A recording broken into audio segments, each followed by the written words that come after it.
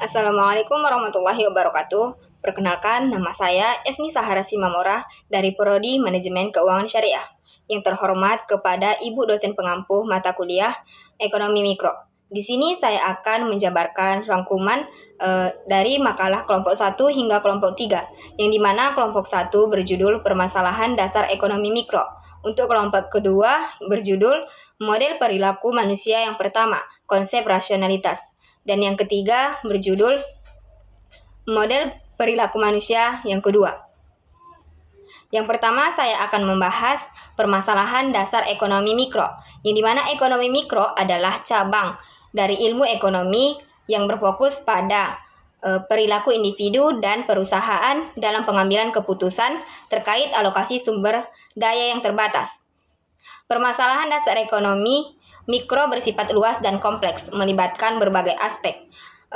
Beberapa permasalahan dasar ekonomi mikro adalah, yang pertama adalah kelangkaan, bisa juga disebut dengan scarcity dan pilihan, yang dimana kelangkaan ini adalah permasalahan mendasar dalam ekonomi. Yang kedua adalah alokasi sumber daya, melibatkan keputusan tentang bagaimana sumber daya yang terbatas digunakan untuk menghasilkan barang dan jasa. Yang ketiga, penentuan harga dan mekanisme pasar. Proses di mana harga barang dan jasa ditetapkan berdasarkan interaksi antara penawaran dan permintaan pasar. Yang keempat, ada distribusi pendapatan dan kesejahteraan. Yang kelima, ada efisiensi pasar dan kegagalan pasar. Efisiensi pasar berkaitan dengan bagaimana pasar mengalokasikan sumber daya secara optimal. Kegagalan pasar itu adalah tidak menghasilkan efisiensi dari pasar. Yang keenam ada elastisitas dan respon pasar. Yang ketujuh ada teori produksi dan biaya, di mana teori produksi membahas bagaimana perusahaan menggunakan faktor produksi untuk menghasilkan barang dan jasa dengan biaya yang optimal. Yang kedelapan, pengaruh kebijakan dan regulasi. Dan yang kesembilan, dan juga yang terakhir adalah ada perubahan dan dinamika ekonomi.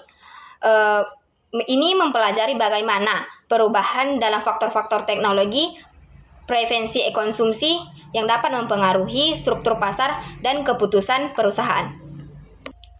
Selanjutnya saya akan membahas makalah yang kedua yang berjudul Model Perilaku Manusia. Yang pertama, konsep rasionalitas.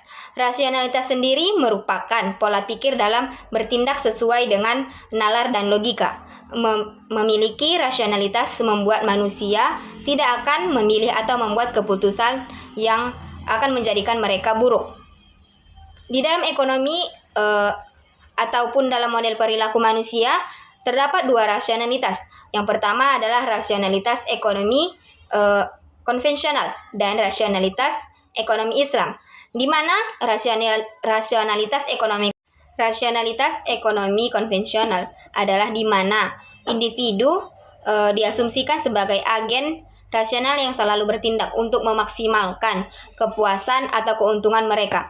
Dan rasionalitas ekonomi Islam adalah di mana keputusan ekonomi tidak hanya mempertimbangkan manfaat atau keuntungan materi, tetapi juga memperhatikan nilai-nilai moral, etika, dan tujuan akhir kehidupan manusia sesuai dengan ajaran Islam. Yang terakhir, untuk makalah kelompok 3 yang berjudul Model Perilaku Manusia yang kedua. Model perilaku manusia dalam konteks ekonomi mikro Islam mengkaji bagaimana individu membuat keputusan ekonomi berdasarkan prinsip-prinsip syariah dan etika Islam. Menurut Al-Shatibi, rumusan kebutuhan manusia dalam Islam terdiri dari 3, yaitu 1. Daruriyat atau primer.